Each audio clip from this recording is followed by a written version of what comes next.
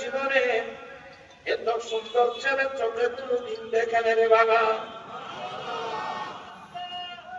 আমি কিন্তু হালিমাতু সাদিয়া আশ্চর্য হয়ে গেলেন, এমন কেমন সুন্দর ছেলে। পাশে গিয়ে আমার নবী ঘুমাচ্ছেন।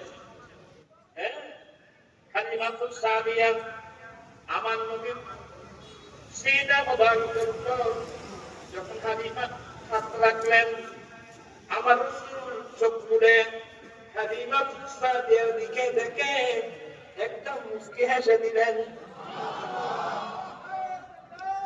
হালিমাতু সাদিয়া বলেন, এই মুস্কি হাসি এটা আমার জীবনের যত মনের দুঃখ আছে সব।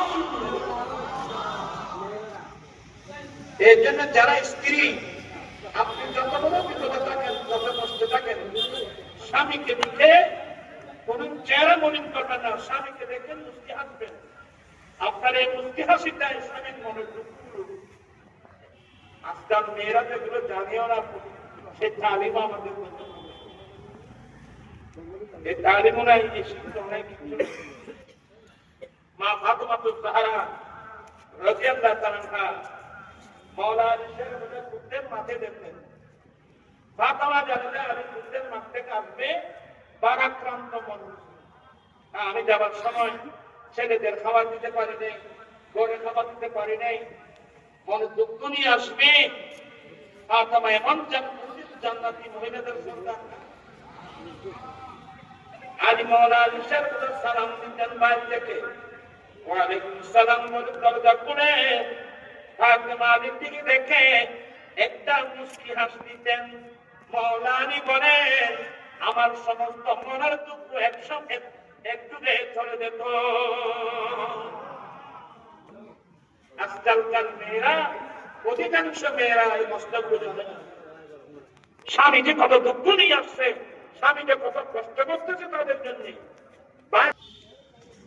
তালিম নিয়ে থাকবে করতে, নবী নেই, রসুল থাকবে করতে। মেয়েরা যেগুলো জানে বুঝে।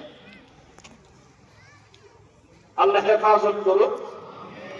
আমি একটু দর করে বললে ওরা মনে কষ্ট পাবে। আমার মেয়েরা হালিমাতু সাদিয়া যখন নবী মুস্কি হাসি দিলেন, উনি আর নিজেকে সামলাতে পারেন। ছেলেকে বুকে নিয়ে হালিমা নিজের ডান পিস্তানের দুধের পান আমার নবীর ঠোঁট মুবারকে লাগাতে দেরি। হালিমাতু সাদিয়া পিস্তানের মধ্যে দুধের জোয়ার এসে গেছে।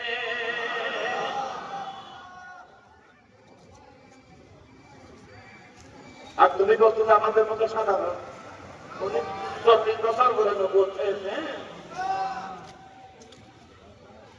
জাহেল করতে কাজে করেছে। হালিমাতু সাদিয়া বলেন, আমার পিস্তার মধ্যে দুধের জোয়ার এসে গেছে। মহিলাদের নিয়ম অনুযায়ী পিস্তানের দুধ পান করাবেন। আমি আপনার চেষ্টা করলাম, মুহাম্মদ সাল্লাল্লাহু আলাইহি ওয়াসাল্লাম, আমি হালিমাতু সাদিয়া পিস্তানের দুধ পান করে না। এই এক পর্যায়ে আমি কি করলাম, এক পর্যায়ে এ সুযোগে আমার ছেলে আব্দুল্লাহ শেষ করে কোনোদিন দুধ পায় নাই, এ সুযোগে দুধ পান করাই